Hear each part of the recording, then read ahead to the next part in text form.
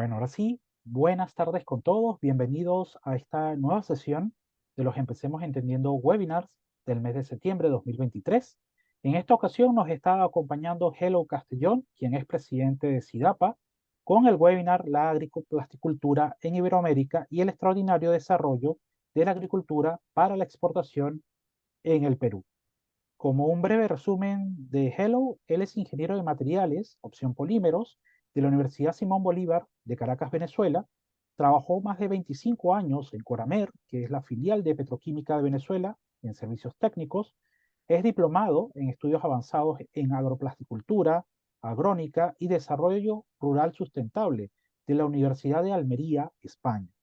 Actualmente es coordinador general de GTATP, es la empresa de servicios técnicos del Centro de Investigación de Polímeros Avanzados, CIPA, en Chile, y es el presidente del Comité Iberoamericano para Desarrollo y Aplicación de los Plásticos en la Agricultura, SIDAPA. Antes de darle la palabra a Hello, les recordamos que sus preguntas, consultas las pueden ir generando a través del chat y en la sección de preguntas y respuestas se la estaremos transmitiendo al ponente. Sin más, Hello, te doy la palabra agradeciéndote nuevamente que nos estés acompañando en esta ocasión. Adelante. Muchas gracias, Alejandro. Nos sentimos aquí como en nuestra propia casa, aquí Empecemos Entendiendo. Gracias por cedernos este espacio tan importante de comunicación que nos permite pues difundir tantos conocimientos importantes a todos los amigos del continente, ya que este espacio ha trascendido las fronteras de Perú y llega a toda América. No sé si a Europa también, pero seguramente que sí. Así que muy complacido de estar aquí en representación de SIDAPA, como muy bien lo dijiste. Bueno, vamos a comenzar la presentación. Realmente en esta ocasión, pues como bien dijo Alejandro, queremos hablar sobre la agroplasticultura en Iberoamérica y también destacar el extraordinario desarrollo que ha tenido la agricultura para la exportación en el Perú. Vamos a hablar un poquito de esta historia. Bueno, recordarles primero qué es el SIDAPA a aquellos amigos que no nos conocen. El SIDAPA es el Comité Iberoamericano para el Desarrollo y Aplicación de los Plásticos en la Agricultura, que es una organización no gubernamental que se fundó en Santa Cruz de la Sierra, en Bolivia, ya para el año 1997. Quiere decir que ya como institución tenemos más de 25 años justamente difundiendo las aplicaciones de los materiales plásticos en la agricultura en toda Iberoamérica, lo que incluye también a España y a Portugal. Bueno, vamos a hacer la introducción de la presentación. Básicamente recordar qué es la plasticultura o agroplasticultura. Pues bien, una definición sencilla es el conjunto de tecnologías para la aplicación de los materiales plásticos, que se llaman los materiales plásticos técnicos, para potenciar el desarrollo de la agricultura de forma sustentable y respetuosa con el medio ambiente. Ahora, cuando hablamos de plasticultura, mencionamos los plásticos técnicos. ¿Pero qué son los plásticos técnicos? Bueno, son los mismos plásticos que conocemos para muchas aplicaciones, lo que se conoce como plásticos commodities o de uso general, que pueden funcionalizarse. Es decir, que se le puede dar nuevas propiedades por medio de aditivos, por ejemplo, o incluso formando estructuras en su proceso de fabricación. Tales son los casos del polietileno, por ejemplo, el polipropileno, el PVC, el etilén acetato y otros materiales plásticos que se utilizan para la plasticultura, que adquieren esas funcionalidades específicas para los requerimientos que tienen en las aplicaciones agrícolas. Básicamente, ayer justamente se tuvo un webinar en el cual el Billy Arias habló de los aditivos. Aquí los tenemos justamente presentados en esta slide. Anti-UV, por ejemplo, antioxidantes, antigotas, ayudante de proceso, anti-block, antipolvo, estabilizantes a la luz, estabilizantes al calor, plastificantes, pigmentos, filtros solares, cargas minerales. Y en los procesos de fabricación encontramos la coextrusión, la laminación y el metalizado. Cuando vamos específicamente a ver qué aditivos se usan para los plásticos técnicos en plasticultura, vamos a ver el caso tal vez más ejemplar, que es el de las películas que cubren los invernaderos. Las películas que cubren los invernaderos pueden tener hasta 7 aditivos diferentes para darle esas funcionalidades que requieren para justamente proteger los cultivos y darle otras características adicionales. Como se mencionó en el webinar de ayer también, el anti-UV, por supuesto, tiene que estar presente para proteger el polietileno, en este caso, de lo que son los daños que pueden causar las radiaciones ultravioletas.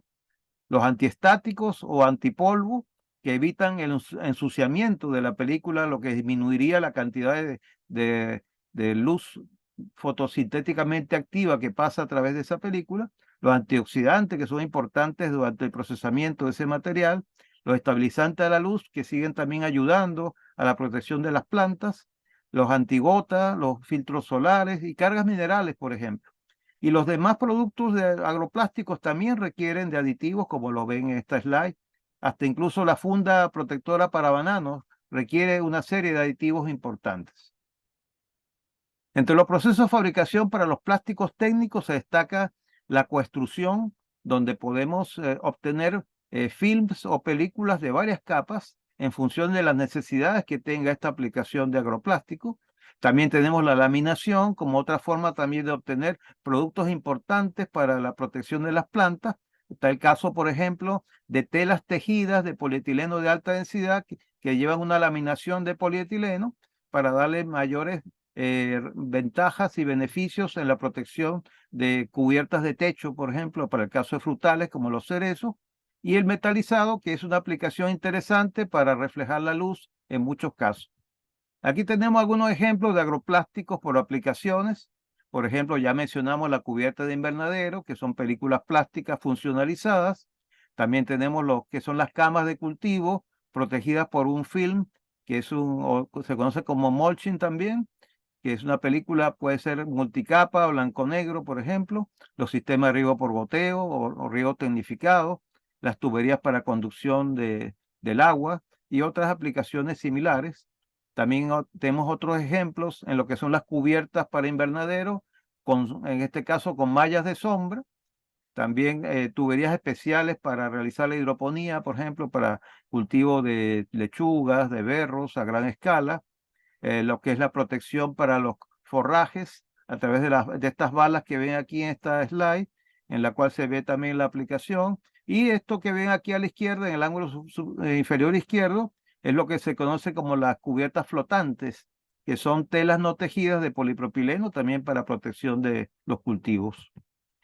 Tenemos más ejemplos aquí, los techos para cultivos de frutales, por ejemplo, que es lo que les mencioné anteriormente, una tela tejida, laminada, o también aquí ven la aplicación del metalizado en estas cubiertas que son reflectantes de la luz.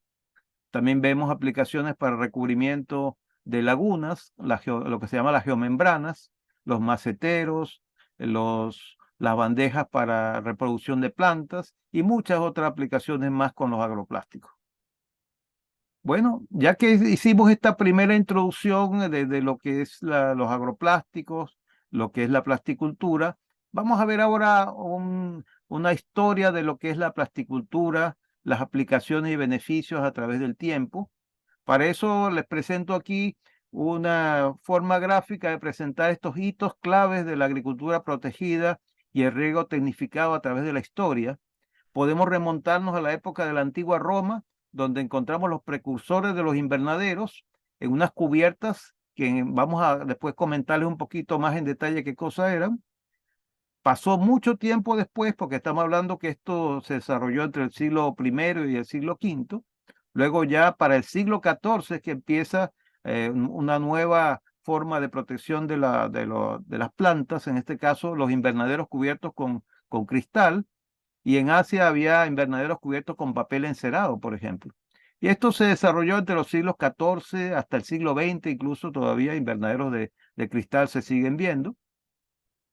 Pero realmente la plasticultura comienza en América, en Estados Unidos, con el diseño de invernaderos de porte bajo, cubiertos con film plástico, en el año 1946.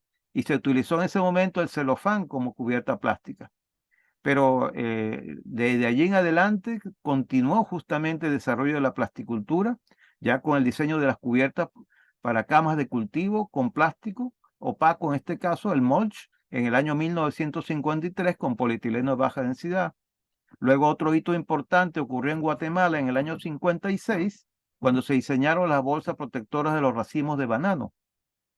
Y el año 59, otro hito importantísimo del cercano oriente en Israel, el desarrollo del riego tecnificado, riego por goteo, con elementos plásticos, entre ellos el polietileno. Y en Europa y en América hubo finalmente otro desarrollo muy importante, que fue el desarrollo de las bolsas multicapa para conservación de pastos y granos, que si bien surgió en Alemania, fue hecha una reingeniería en Argentina para obtener lo que hoy conocemos como las silobolsas. Y eso ocurrió entre el año 69 y el año 94. Bueno, hablando de los antecedentes del cultivo protegido, les mencioné la antigua Roma y justamente extraje yo un pensamiento que siempre me ha llamado mucho la atención, que es del filósofo y pensador romano Séneca, que él escribió esta frase que pueden ver aquí, que traducida podríamos decir que hay quienes viven en contra de la naturaleza, que son aquellos que anhelan una rosa en invierno. Bueno, para Séneca era algo eh, realmente antinatural el que alguien quisiera tener una rosa en invierno, cuando es una época del año en la cual es imposible que existan este tipo de flores. Sin embargo, ya para esa época había personas de manera tal vez un poco egoísta que querían tener no solamente flores, sino también alimentos en pleno invierno. Y estos eran los emperadores de la antigua Roma. Aquí en esta slide podemos ver al primero de los emperadores que se le ocurrió la idea de querer tener en invierno alimentos que solamente se podían disponer en épocas de verano o en primavera. Tenemos aquí a Tiberio César, que se destacó mucho porque le gustaba comer todos los días pepino. Bueno, y la única forma de traer el pepino en ese gran imperio que era Roma era traerlo por barco de otras regiones del imperio donde sí había posibilidad de sembrar, de cultivar este tipo de hortaliza, pero lamentablemente las distancias eran muy largas y no era fácil traerle pepino fresco a Tiberio César. Así que sus súbditos, aquellos que estaban encargados de su alimentación, encontraron algo muy interesante en unas minas que había en Hispania en aquel tiempo. Encontraron lo que se llama el lápiz specularis, que es una especie de yeso traslúcido que se puede cortar en láminas, y con eso hicieron algo parecido a lo que les pongo aquí en la slide, unos pequeños invernaderitos cubiertos con este material mineral, con el cual empezaron a desarrollar cultivos en invierno, en una época del año donde no era posible. Obviamente esto duró el tiempo que duraron los emperadores, que eran los únicos que podían tener la capacidad para mandar a las personas a hacer estas cosas. Luego, más adelante, quedó mucho tiempo sin hacerse nada parecido para cultivos protegidos y llegamos al siglo XIV cuando aparecen los primeros invernaderos con cubierta de cristal, que se utilizaron mucho para albergar a las plantas que venían de América, de África, de Asia, en la época de los grandes descubrimientos, en donde en Europa había épocas del año donde no se podían mantener esos cultivos que venían de los trópicos. Y por eso los invernaderos fueron interesantes de su desarrollo para protección de las plantas con cubiertas de cristal. Y aquí tenemos un ejemplo de lo que fue tal vez uno de los invernaderos más importantes del mundo, tal vez, que se construyó en el año 51, 1851, el Crystal Palace, que tenía 70 hectáreas de superficie. Obviamente eran estructuras muy pesadas y también muy costosas, porque tenían que soportar estas cubiertas de cristal. Obviamente los invernaderos con techo de cristal tienen ventajas, pero son muy pesados y costosos. Para que tengan una idea de lo que esto significa, pues un metro cuadrado de cubierta de film para invernadero de polietileno, que tiene un espesor de 0,2 milímetros, puede pesar 185 gramos, mientras que una cubierta de vidrio de un metro cuadrado de 10 milímetros, que es lo mínimo que se puede hacer para cubierta de invernadero, pesa 25 kilos. Obviamente la diferencia es muy grande en peso, en costo, en estructura, que no lo hace viable para hacer grandes extensiones de cultivos utilizando invernaderos con cubierta de cristal. Bueno, pasaron muchos años sobre eso y los invernaderos con cubierta de cristal se dedicaron solamente a lo que eran cultivos, pero solamente para guardar plantas, para estudios y para museos y para jardines botánicos, pero no para extensiones de cultivo. Llegó entonces la época de las grandes guerras mundiales en Europa y gran parte del mundo. Al final de la Segunda Guerra Mundial, tanto Europa como parte de Asia quedaron devastadas, la población masculina diezmada, la agricultura quedó en manos de las mujeres en muchos casos. ¿Y de dónde se alimentaba la humanidad en ese tiempo? Pues de los alimentos que salían de América. América en ese momento mantenía al resto del mundo, es decir, a Europa y a gran parte de Asia, produciendo alimentos en gran cantidad. Fue en ese momento en América, en el año 1946, cuando el profesor Emery Emmer de la Universidad de Kentucky, considerado el padre de la plasticultura, el precursor de los invernaderos modernos, se le ocurrió hacer un invernaderito pequeño para sus cultivos de hortalizas, utilizando un material plástico que tenía accesible en ese momento, que era el celofán. El celofán se utilizaba mucho para empaque de golosinas, de galletas, de chocolates, pero él lo utilizó para cubrir un pequeño invernadero que él construyó con elementos muy sencillos, de muy bajo costo, y le funcionó muy bien. Fue la primera vez que se utilizó un material plástico para cubrir una estructura protegida para plantas.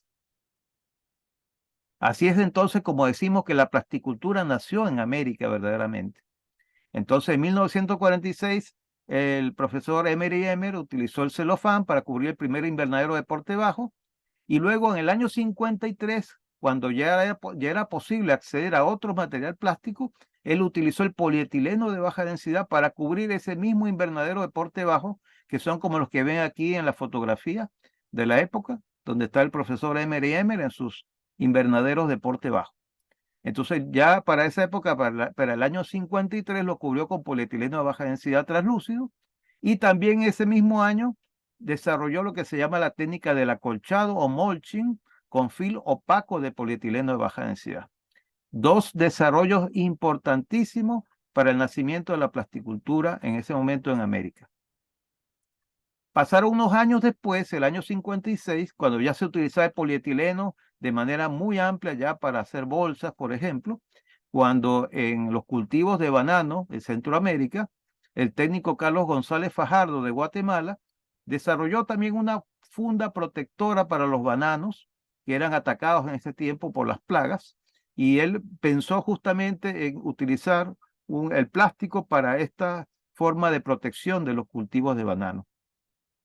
Y hoy en día es imposible pensar en la exportación de bananos que no lleven esta protección. Justamente, la exportación de bananos depende de la calidad del producto, y en este caso, por ejemplo, en Ecuador, que es el principal exportador mundial de banano, todos los racimos llevan estas protecciones con estas fundas plásticas de polietileno de baja densidad o de polietileno lineal o incluso de metaloceno se están utilizando en muchos casos para proteger los racimos de cultivo, perdón, de banano que llegan en inmaculados, limpios, sin el ataque de las plagas. Otro hito importantísimo en la historia de la plasticultura fue el riego de precisión o por goteo, que fue posible gracias a los materiales plásticos.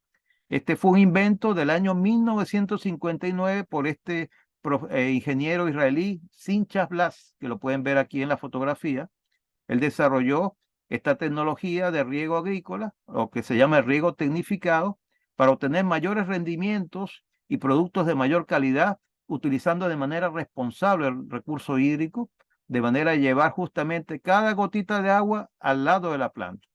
Esto fue maravilloso, realmente un gran descubrimiento, un gran desarrollo que en este momento se está utilizando en toda la tierra, en todos los cultivos que puede haber en diferentes partes de la tierra.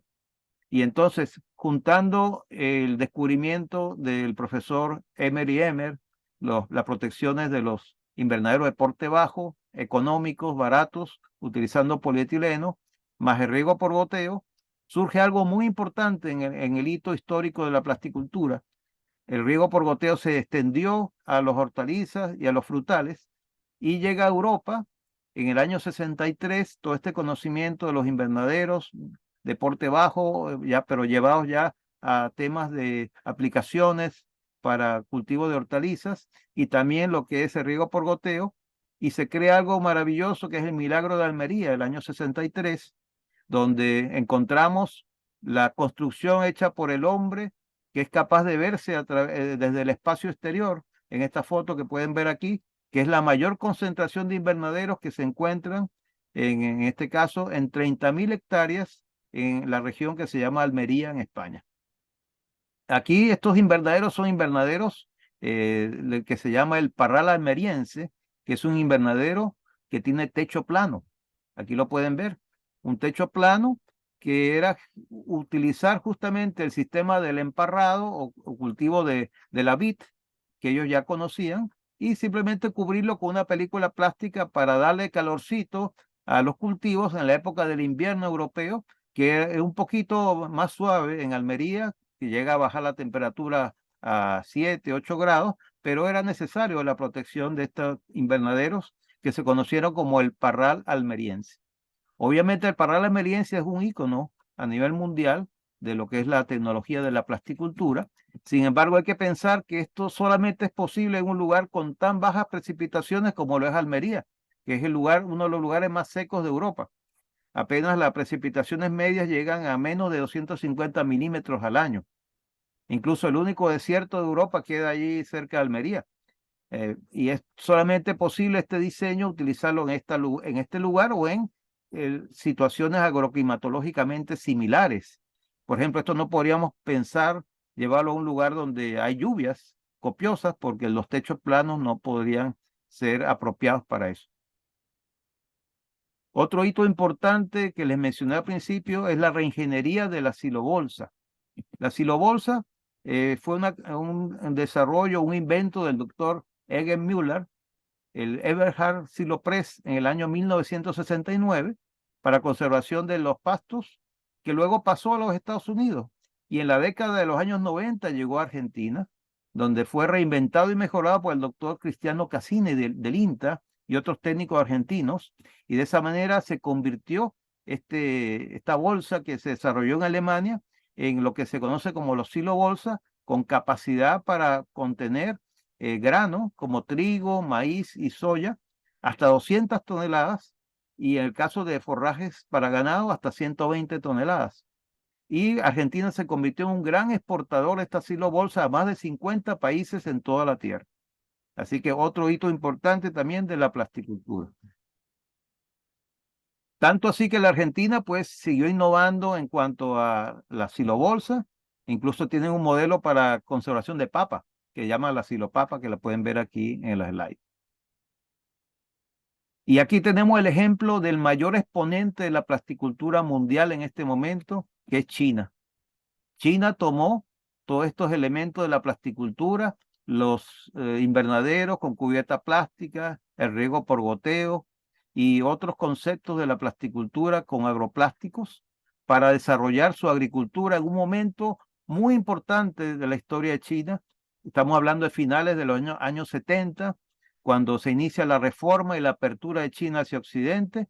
Ellos vieron con mucho interés el desarrollo de la plasticultura y lo tomaron y lo hicieron parte de su vivencia para el desarrollo de su agricultura, de tal manera que en un tiempo en donde había 770 millones de habitantes, de personas en la línea de la pobreza, en 40 años China logró revertir eso y para el año 2019 solamente había 16,6 millones de personas pobres en China. Y todos esos agricultores, estos 770 millones de personas, cambiaron sus vidas y se convirtieron justamente en personas productivas que salieron de esa línea de la pobreza gracias a la plasticultura. Es un ejemplo muy importante, pero que no le vamos a dedicar tiempo en esta presentación porque queremos en esta ocasión ver los efectos que ha tenido la plasticultura, el desarrollo agrícola de Latinoamérica y de Iberoamérica. Bueno, vamos a pasar entonces a ver los hitos de la plasticultura en Latinoamérica, en nuestro continente. Bueno, la plasticultura en Latinoamérica podemos hablar de ejemplos en todos los países de Latinoamérica. Hay ejemplos sobresalientes. Pero por efecto de tiempo vamos a solamente hablar de casos sobresalientes en México, en Venezuela, Colombia, Ecuador, Chile y Bolivia. Bueno, en primer lugar mencionar que México es el primer exportador mundial de tomate gracias al cultivo protegido. En México actualmente existen más de 20.000 hectáreas de invernaderos, que son como las fotos que ven acá, son verdaderas fábricas de plantas, en donde el más del 90% de esta producción va para el mercado de los Estados Unidos, 1,81 millones de toneladas, con ventas sobre los 2.650 millones de dólares para el año 2022. Esto es maravilloso realmente lo que se ha logrado en los cultivos de tomate en México para la exportación específicamente, y obviamente cubren sus necesidades internas también totalmente. Aquí un caso típico también de lo que se puede hacer con la plasticultura. La plasticultura puede ser transferida a personas muy sencillas. No es algo tan complejo que no se pueda utilizar en cualquier parte del mundo. Tenemos el ejemplo de Venezuela, en un lugar que se llama el Parque Nacional Canaima, al sur del país, muy cerca de la frontera con Brasil, en el cual se instalaron invernaderos modernos, 2.700 metros cuadrados, se llevaron para salvar del hambre a una comunidad indígena, la etnia Pemón, y se les transfirió esta tecnología a los niños pemones para que ellos pudieran desarrollar allí cultivos de hortalizas como tomates, pepinos, pimentones, de una manera similar a lo que se hace en cualquier parte de la tierra.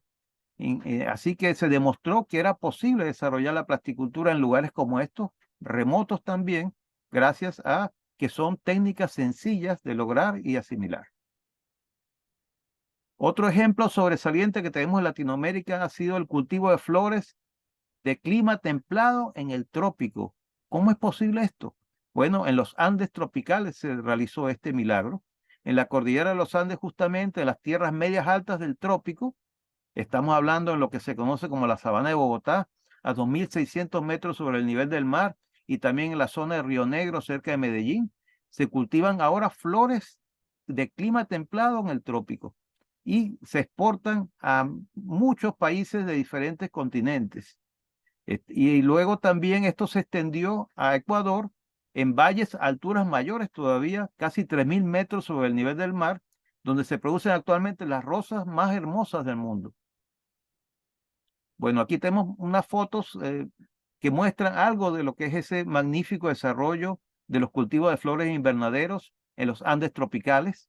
Estos invernaderos obviamente sí están adaptados a las características agroclimatológicas de estas zonas que son muy lluviosas. Obviamente no pueden tener el mismo techo del parral almeriense que vimos hace un ratito.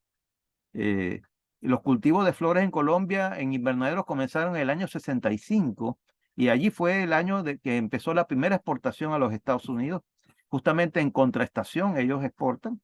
Cuando en el norte es invierno, en Colombia y en Ecuador están las mejores condiciones para exportar estas flores. Y en este momento la actividad florícola en Colombia es la segunda actividad más importante a nivel agroindustrial después del café.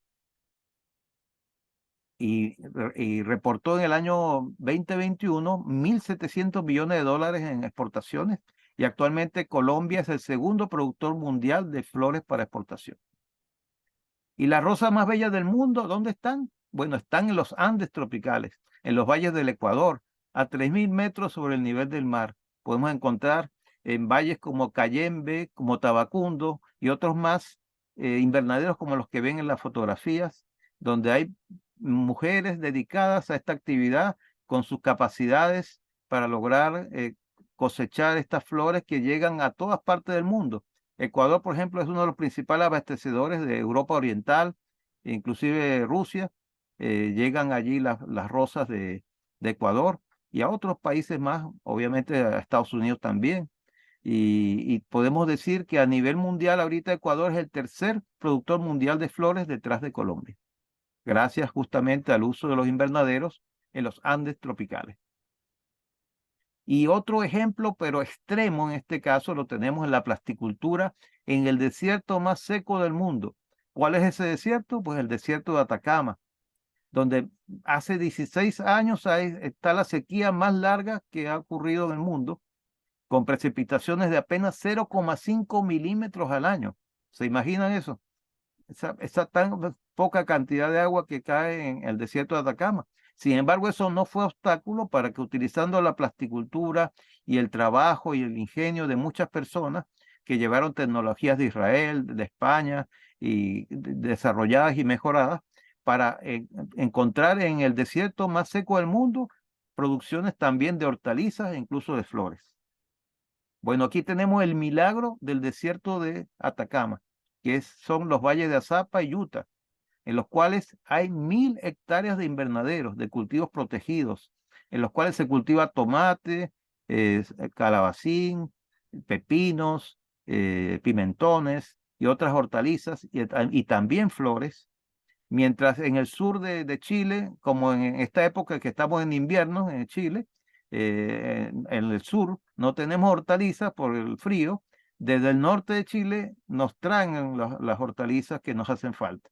Así que una maravilla lo que está ocurriendo ahorita en el desierto de Atacama, con este magnífico desarrollo de invernaderos en los valles de Azapa y Utah, que es parte de lo que se ha logrado en pleno desierto de Atacama, como les comenté anteriormente. Y otro hito fabuloso que tenemos aquí en Latinoamérica son los invernaderos más altos del mundo, en los Andes centrales. Esto es una región que se conoce como la Puna, que es una ecorregión altiplánica. La Puna es simplemente un desierto frío que se encuentra entre los 3.500 y los 4.000 metros, 4.500 metros sobre el nivel del mar. Un clima sumamente adverso, donde hay granizadas, nevadas, heladas, altísima radiación solar, lo que no permite el cultivo de hortalizas. Sin embargo, allí se desarrollaron invernaderos adaptados a las condiciones de esa zona, conocidos como carpas solares o fitotoldos, donde actualmente se cultivan hortalizas y se crían incluso pequeños roedores, los cuyes, que sirven de alimento para los habitantes de esta zona tan difícil, tan dura desde el punto de vista climatológico. Esta zona comprende gran parte de Bolivia, se comparte también con parte de Perú, parte de Chile y parte de Argentina. Y los invernaderos que se hacen allí son los que pueden ver en la fotografía. Son unas pequeñas casitas con paredes de adobe y cubiertas de techo de polietileno.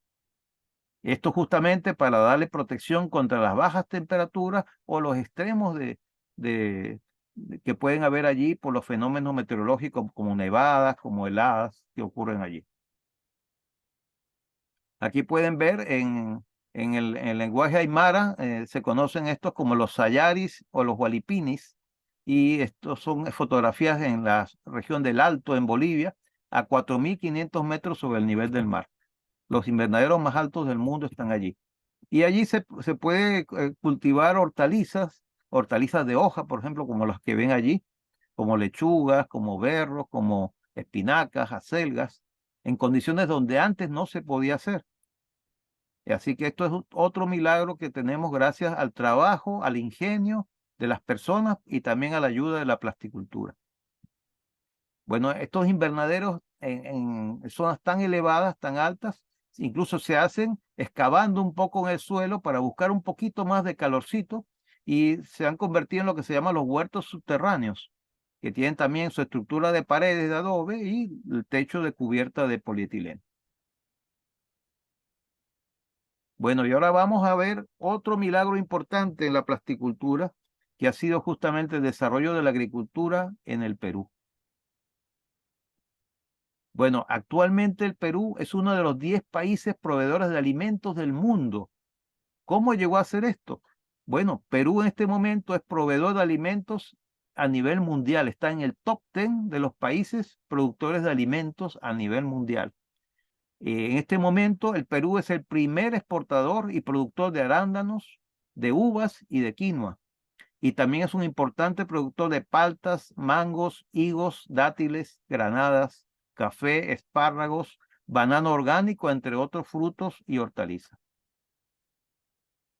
Bueno, sabemos que Perú tiene antecedentes de culturas que conocían la agricultura. Tenemos la cultura inca, en los cuales ellos habían logrado, en lugares tan difíciles como la serranía, lograr una agricultura que mantuvo alimentado a grandes poblaciones. No se sabe de hambrunas en la época del Imperio Incaico. ¿Y cómo hacían ellos? Construyeron lo que se llama los andenes o estos terraplenes en plenas montañas que tenían dos cosas muy importantes. Tenían agua que lograban traer de las alturas de la montaña a través de acequias y conductos especiales donde el agua llegaba sin dañar la capa vegetal de estos andenes, sin arrastrar o lavar los nutrientes, simplemente humedecía el suelo, y esto permitía realizar una agricultura próspera, y también utilizaban abono orgánico, justamente de uno de estos animalitos que ven aquí en la fotografía. Estos animalitos, los auquénidos, como las llamas, las alpacas, las vicuñas, los guanacos, eso eran también proveedores de los abono orgánico que utilizaban los incas para su agricultura. Bueno, en este tiempo, Perú también recordó esa cultura ancestral, y ha logrado también, aprovechando el uso de la plasticultura y trayendo también el recurso del agua, ha logrado unos milagros que vamos a comentar ahora. Recordemos que Perú tiene tres zonas geográficas bien delimitadas, que son la costa, que es un desierto, es arenosa, con bajas precipitaciones; la sierra, que es muy escarpada, pero tiene agua; y la zona de la selva, que tiene sus condiciones agroclimatológicas muy particulares también. Bueno, la zona de la costa, aunque es un desierto, tiene condiciones excepcionales para cultivos de hortalizas y cultivos extensivos, pero falta el recurso agua. ¿Cómo hicieron entonces para poder realizar el milagro que ha convertido a Perú en uno de los 10 países productores de alimentos a nivel mundial? Bueno, se hicieron grandes sistemas de riego. Hay por lo menos 20 grandes proyectos de sistemas de riego en ejecución, y otros que ya están trabajando o funcionando. Aquí vamos a mencionar tres de los más significativos, que son Olmos, que es justamente atiende lo que es el departamento de Lambayeque; el Chavimochic, que atiende La Libertad; y Majesihuas, que atiende en el sur, aparte de Arequipa y Moquegua. Gracias a esto se dispone casi de 300.000 hectáreas ganadas al desierto para cultivos de hortalizas y cultivos extensivos y cultivos de frutas. Y si esto lo unimos con la tecnología de la plasticultura, logramos explicar entonces el milagro de la producción de alimentos de Perú en este momento. Bueno, vamos a hablar de uno de los cultivos más emblemáticos en este momento de la exportación peruana de alimentos, que son los cultivos de arándanos, en los cuales esto es algo espectacular lo que ocurrió en Perú, ya que el arándano apenas fue introducido en el año 2007 en el Perú, y apenas para el año 2012 se cultivaban solamente 300 hectáreas de arándano. Ahora, en el año 23, poco menos de 10 años, se cultivan nada más que 20.000 hectáreas, con una exportación de casi 300.000 toneladas y ventas sobre los 1.300 millones de dólares. Y el Perú se ha convertido en el primer exportador mundial de arándanos. Como ven aquí en las fotografías, arándanos de excelente calidad que se cultivan en pleno desierto, con cultivos que llevan acolchado y riego por goteo en el suelo, en este caso en el suelo desértico o arenoso. También hay cultivos en bolsas con sustrato y riego por goteo. Y esta otra fotografía de la panorámica, esto no es Israel, esto no es un país del cercano oriente, esto es Perú, con estos cultivos en pleno desierto. Bueno, los arándanos han permitido también que la tecnología entre para potenciar la producción de este tipo de fruto. Específicamente tenemos, por ejemplo, el caso de los cultivos de arándanos en bolsas con sustratos vegetales. Se está utilizando, por ejemplo, fibra de coco y riego por goteo para lograr estos extraordinarios producciones de arándanos en pleno desierto, en condiciones muy, muy particulares, para lograr excelentes producciones. También vemos en Perú ya el desarrollo de eh, invernaderos dedicados solamente a las plántulas de arándanos, que luego se convierten en plantitas como las que ven aquí en el macetero, que se pueden llevar bien sea a cultivo en bolsa o a cultivo a campo abierto, en camellones o camas de cultivo. Así que hay ya toda una tecnología que se ha desarrollado en torno de estos cultivos, que abastece la producción de arándanos para cultivos a campo abierto en grandes extensiones. Y podemos hablar de tecnología realmente desarrollada para esto, que son los arándanos que se están cultivando incluso con técnicas de hidroponía, utilizando bolsas bicapa, en este caso blanco-negro, que contienen sustratos especiales, como los que ven aquí en la foto de la mano derecha, y también sistemas de goteo y sistemas de fertirrigación Quiere decir que a través del agua también le llegan abonos o fertilizantes sobre camellones cubiertos con manto de tela tejida, como los ven aquí, estos mantos negros, que son tela tejida de polipropileno, y utilizan en este caso sombra de malla de polietileno de alta densidad. Así que vemos tecnología de plasticultura en acción en lo que ha sido el milagro del cultivo de arándano en Perú. Y si quieren ver algo más asombroso todavía, bueno, a mí me asombró la primera vez que lo conocí, son los cultivos de arándanos premium en la sierra peruana. Estamos hablando de cultivo de arándanos a 2.600 metros sobre el nivel del mar. ¿Dónde es esto? Esto es en Ancash, entre la Sierra Blanca y la Sierra Negra, justamente en un lugar que nadie pensaría que pudieran ser posible sembrar arándanos, y en este momento existen casi 1.000 hectáreas cubiertas con estos invernaderos de porte bajo, hablando de maxitúneles, en donde se están cultivando los mejores arándanos que pueden haber en calidad, en textura, en color. Aquí tenemos otra foto espectacular de este desarrollo que existe justamente en Ancash, en donde tenemos los verdaderos arándanos premium, en donde se destaca aquí justamente algo único en que en ninguna parte del mundo se puede encontrar cultivos de estas características en estas condiciones. Por supuesto, no podemos dejar pasar que Perú también es el primer productor mundial de uva de mesa. Para esta campaña del periodo 22-23 se vendieron 578.000 toneladas de uva de mesa con casi 1.500 millones de dólares de ganancia por estas ventas.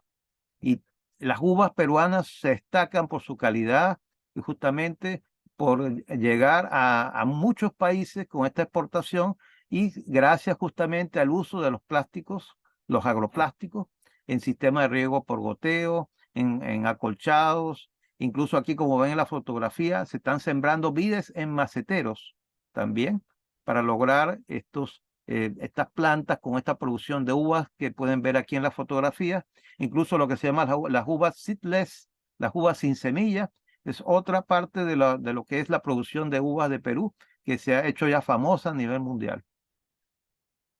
Pero la plasticultura no solamente ha sido beneficiosa para los cultivos de exportación. La plasticultura en Perú se está llevando a lugares donde lo necesitan las personas, que en este caso es en la sierra, donde pequeños productores agrícolas están siendo beneficiados de los programas del gobierno que han también apoyado la innovación a través de la plasticultura. Como ejemplo tenemos este caso en esta comunidad en el Cusco, donde se establecieron 50 invernaderos para el cultivo de fresas. Fíjense lo inhóspito que puede ser este panorama a 3.500 metros sobre el nivel del mar. Cuando es invierno, fíjense el invernadero rodeado de nieve, y cuando ya cambia la temporada, vemos que está rodeado de verde.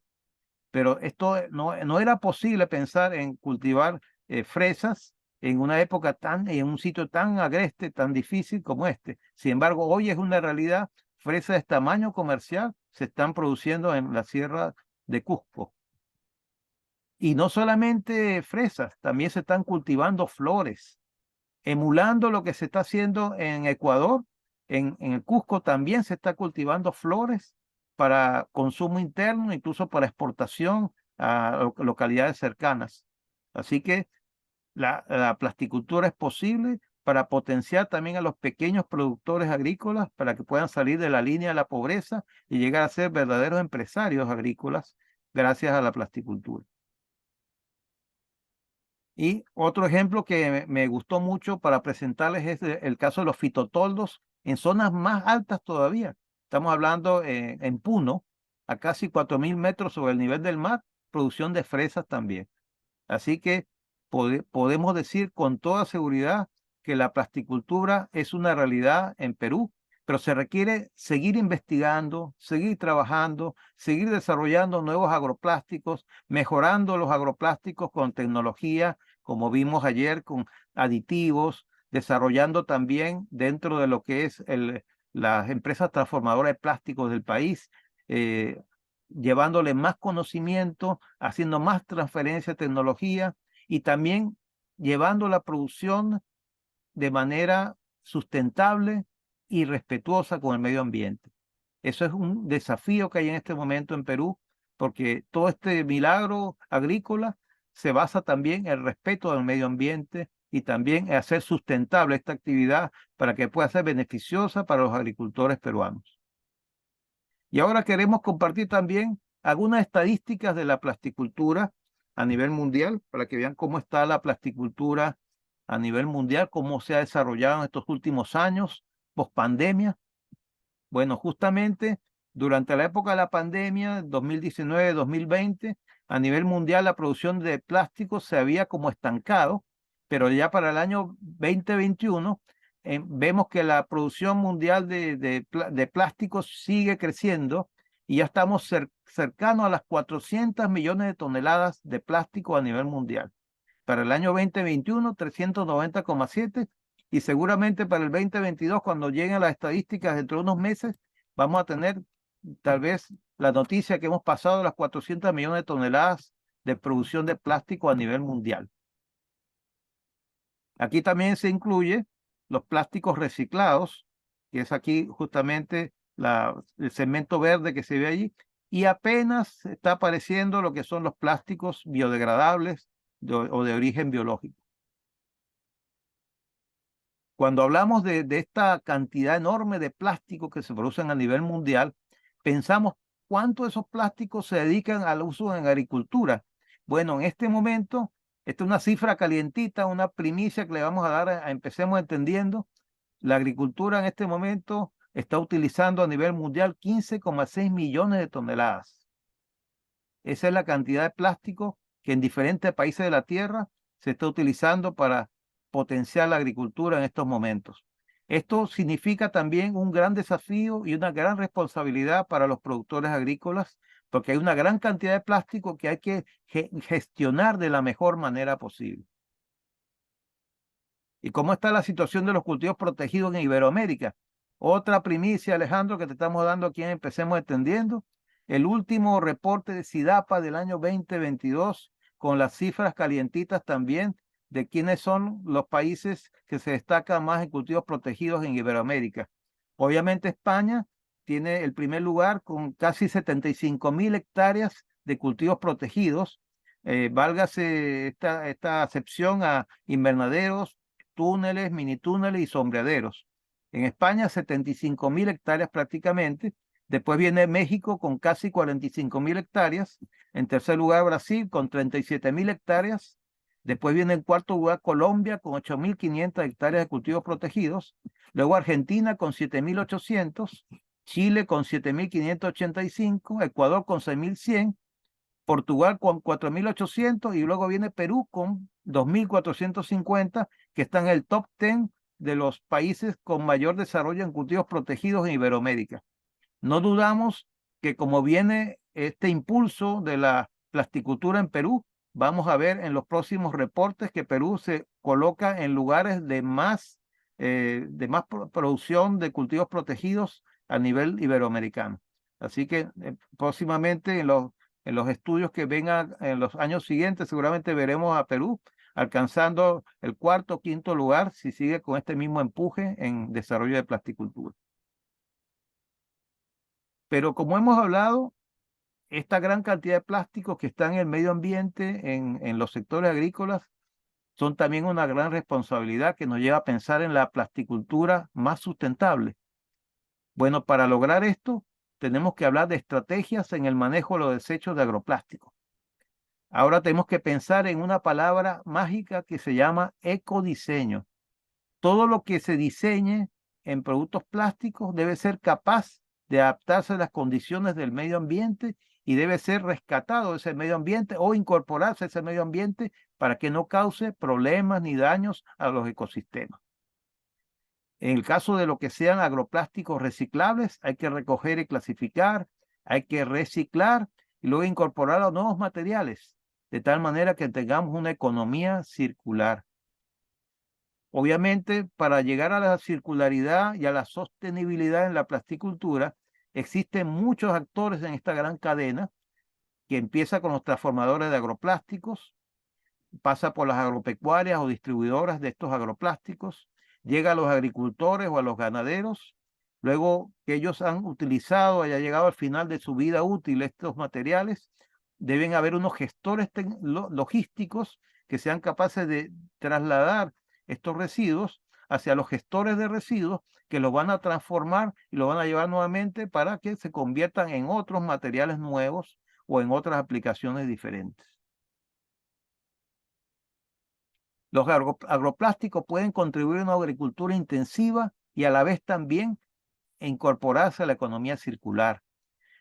Aquí en este gráfico que vemos, cortesía del Comité Internacional de Plástico en la Agricultura, del CIPA, vemos cómo es posible lograr que los plásticos puedan incorporarse a la economía circular a través de su ciclo de vida, en el cual vemos cómo parten justamente como plásticos ya granulados, como materia prima, son transformados.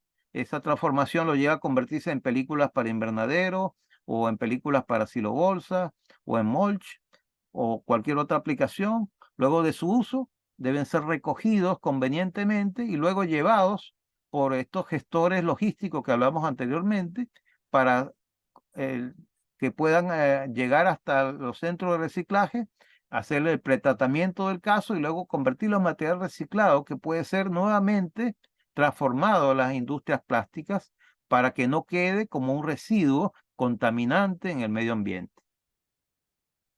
Bueno, hay mucho trabajo por delante. Aquí tenemos unas conclusiones de nuestro trabajo, de esto que hemos hablado. Son 3 conclusiones importantes.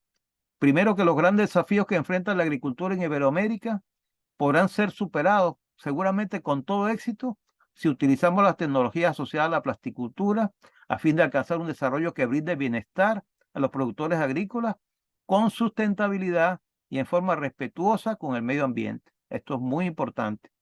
Los grandes éxitos alcanzados en Latinoamérica y el Caribe gracias a la plasticultura, logrando cultivo en condiciones extremas, como lo vimos en la presentación, tanto en elevadas montañas como en zonas desérticas, ayudando a controlar plagas y enfermedades, presentan un panorama muy positivo para el futuro, siempre que hagamos uso racional del agua, los fertilizantes y los recursos energéticos.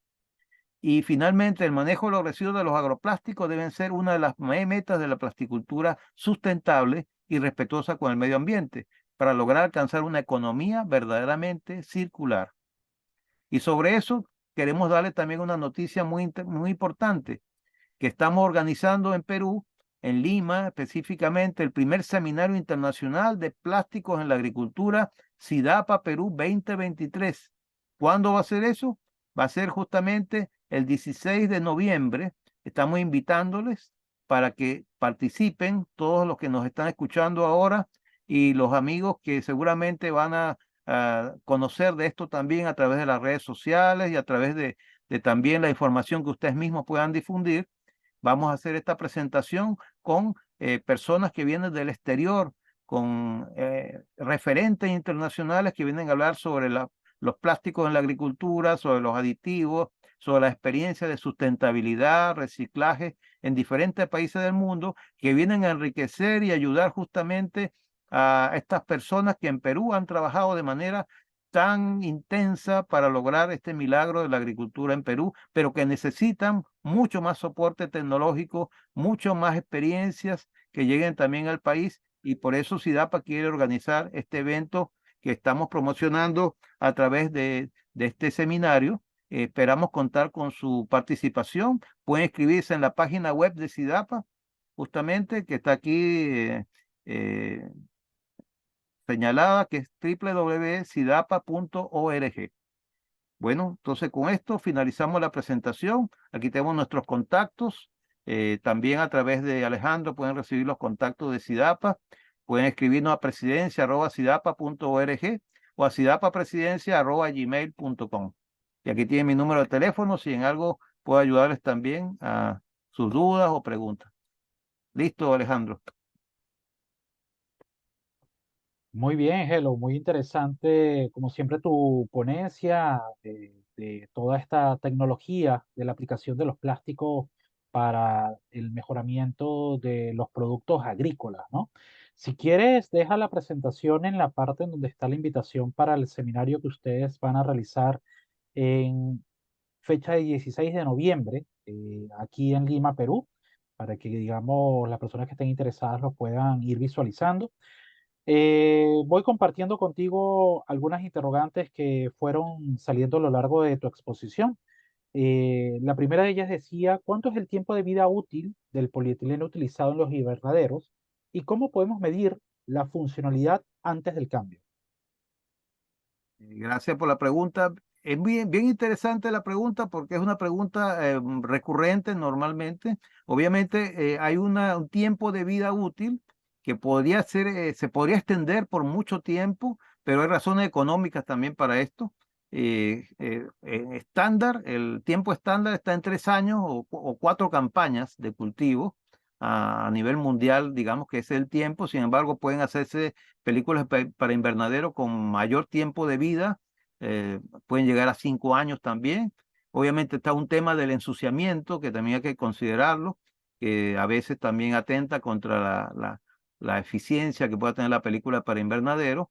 Hay otro desarrollo que se han hecho, los que les comenté, con tela tejida de polietileno, que son una especie de techos para cultivos de hortalizas, perdón, cultivos de frutales, como cerezas, por ejemplo, que pueden durar mucho más tiempo, 5 o 6 años posiblemente.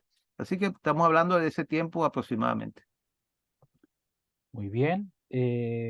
Por aquí preguntan, ¿podrías ahondar sobre la solución de Silopapa en Argentina? Bien interesante eso. Lo del Silo Papa nos llegó justamente con motivo del Congreso SIDAPA que se realizó en Chile. Anteriormente nos había contactado personas de Argentina que estaban interesadas en mostrar este desarrollo. Lamentablemente el tema de la pandemia nos impidió que la persona que estaba a cargo de este proyecto tan interesante, que se ganó un premio internacional justamente por el desarrollo del Silo Papa, un joven técnico argentino. Si la persona que hizo la pregunta está interesada, pues se puede comunicar conmigo. Le puedo dar la referencia de esta persona para el caso del silopapa. Pero el silopapa es un desarrollo bien novedoso, porque normalmente las silobolsas están dedicadas a los granos, como trigo, maíz, soya. Pero el caso de la silopapa es bien significativo porque también permite guardar papa por largos periodos de tiempo.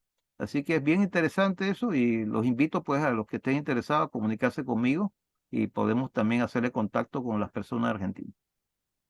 Muy bien. Sí, importante comentarle a los participantes que el día viernes les vamos a estar compartiendo la presentación de Hello, donde, como bien dice él, están sus datos de contacto, así como el link que tendrá este webinar que vamos a hospedar en nuestro canal de YouTube. Van a recibirlo el día viernes a los correos con los que formalizaron su registro. Eh, una nueva pregunta, ¿qué espesor es recomendable para silo bolsa y qué tiempo de vida útil tiene? Mira, las silobolsas mínimo se están garantizando de 18 a 24 meses y el espesor de película está entre 150 y 200 micrones. Es multicapa, son 3 capas y se están haciendo actualmente con metaloceno, con polietilenos metaloceno. Muy bien. Y la última pregunta que tenemos por aquí. ¿Existe en Perú una institución del perfil INTA en Argentina para fomentar proyectos de plasticultura y las diferentes jugadores de la cadena de agricultura? Interesante la pregunta. Hay instituciones similares al INTA aquí en Perú. Y también hay otras organizaciones que dependen del Ministerio de Agricultura de Perú, que también están llevando la tecnología de la plasticultura, sobre todo a los pequeños productores.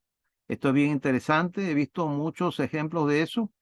Parte de lo que hemos mostrado aquí, por ejemplo, de los desarrollos en la sierra, en el Cusco, en Puno y en otras partes también se están haciendo gracias a estas pequeñas instituciones que dependen del Ministerio de Agricultura, que están desarrollando esto, pero se requiere mucha investigación, hay que seguir investigando, obviamente, porque Perú tiene extensas zonas en las cuales se puede llevar la plasticultura, por ejemplo, zonas de la selva, donde hay muchos cultivos especiales, exóticos que se pueden desarrollar.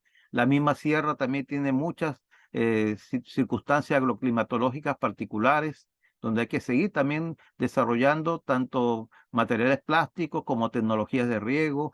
y otras características muy importantes. Así que hay mucho trabajo por delante.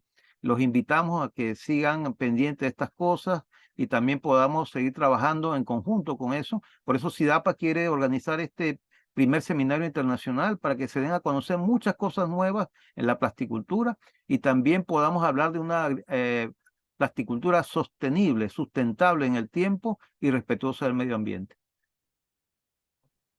Excelente, Hello. Pues por allí, por el chat, te están felicitando por tu presentación. Con esto estamos llegando a la finalización de este webinar. Nuevamente repito, el día viernes se les va a compartir a los asistentes la presentación de Hello que ha mostrado durante el día de hoy, así como el link de la grabación de este webinar. Si no pudieran escucharlo por completo o quieren pues visualizarlo nuevamente, va a estar hospedado en el canal de YouTube de Empecemos Entendiendo. Bueno, sin más, Hello, si tienes algunas palabras de despedida o de invitación final a este congreso para los participantes. Sí, muchas gracias Alejandro, nuevamente agradecerte la oportunidad que nos das de Acidapa, de estar aquí presente en este espacio tan conocido ya internacionalmente que es Empecemos Entendiendo, donde te hemos podido dar unas primicias también de lo que son las Así es. estadísticas de plasticultura a nivel mundial, que también las vamos a presentar en el Seminario Internacional de Plástico en la Agricultura en Lima y otras cifras más y otras sorpresas también que vamos a tener para ese evento en el cual también estás invitado, Alejandro, y todos los amigos que están Excelente. aquí presentes también a inscribirse en nuestra página web para estar presente en ese evento. Y por supuesto, mire, seguir felicitando a todo el gran esfuerzo que ha hecho todo el aparato productivo de Perú para situarse en ese lugar tan importante entre los 10 países productores de alimentos a nivel mundial. Ha sido un esfuerzo enorme, titánico, el traer el agua, el traer los recursos, pero sobre todo los seres humanos que están involucrados en esto, grandes personas que con mucho esfuerzo, mucho trabajo, a pesar de la pandemia, a pesar de los problemas, han seguido luchando para que Perú alcance esos sitiales tan importantes. Y eso solamente es el principio. Y yo veo a Perú como el equivalente a China, por ejemplo. China ahorita es una potencia mundial en plasticultura y en producciones de alimentos, pero Perú tiene ese mismo potencial. Así que puede hacer cosas tan maravillosas como lo que se han hecho en China. Y creo que hay tanto la gente, la inteligencia, la tecnología también existe. Así que solamente hay que seguir trabajando. Así que los invitamos a seguir trabajando y también a que nos acompañen en el primer seminario internacional de plástico en la agricultura, SIDAPA Perú 2023. Gracias, Alejandro. Buenas tardes a todos los que nos acompañaron en esta oportunidad. Así es, Elo. Muchas gracias por tus palabras. Muchas gracias para todas las personas que también nos han acompañado durante la sesión del día de hoy. Los Empecemos Entendiendo webinar vuelven el día de mañana, 10 de la mañana, Lima, Perú, en donde nos va a estar acompañando Harald Schindler de la empresa Kuhne Group de Alemania, en el cual nos van a presentar sus nuevos avances en extrusoras monotornillo. Los esperamos mañana, 10 de la mañana, Lima, Perú. Sin más, muchas gracias, Hello. Muchas gracias a todos los participantes. Nos vemos mañana. Chao, chao.